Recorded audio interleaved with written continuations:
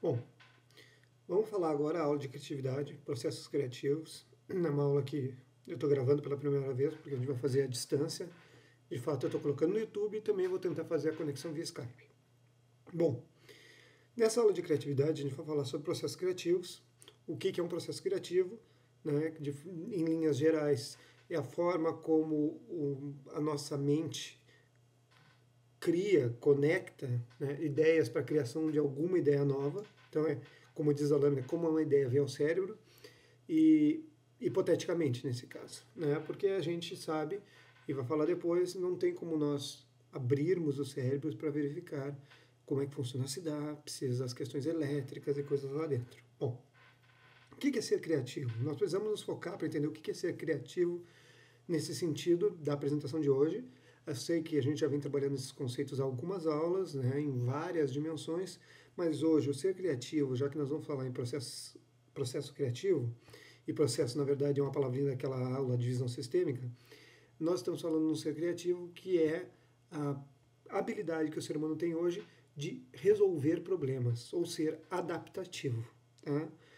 A gente pode resgatar a sociologia, a filosofia, uma série de ciências humanas que dizem que o ser humano ele é uma máquina de reconhecimento de padrões, então ele supostamente consegue resolver problemas por natureza. Por isso nós seríamos seres que sobrevivem a meio ambientes e adaptações.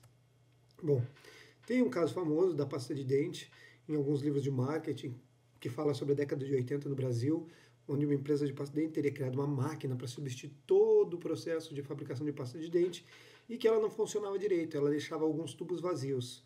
E essa máquina era testada pelos engenheiros que traziam alguns operários para testá-la.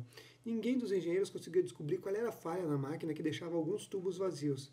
Mas um operário numa dessas pediu para dar uma ideia. E eles, os engenheiros com o nariz torcido, tudo bem, pode falar o que tu pensa. Ele buscou um ventilador industrial, colocou na frente da esteira da máquina e setou aquele ventilador com uma determinada velocidade. Que velocidade era? Era a velocidade que, se a pasta de dente não estivesse cheia com a pasta mesmo, com o creme dental, aquela tubo de pasta cairia para trás. Bom, não é uma forma correta, vamos dizer assim, né, determinante de resolução de problema, mas é uma sacada. E isso é o nosso ser criativo, é alguém que tenta resolver problemas. Claro que a gente tem que lembrar que qualquer teoria e modelo que nós vamos estudar não tem uma certeza científica, porque a gente não tem, como eu disse anteriormente, como abrir o cérebro, colocar alguns conectores, fazer uma adaptação de conversão de linguagem, entender exatamente como é que o cara conecta uma linguagem à outra, até porque isso é um processo muito complexo, envolve uma série de fatores anteriores e bagagem.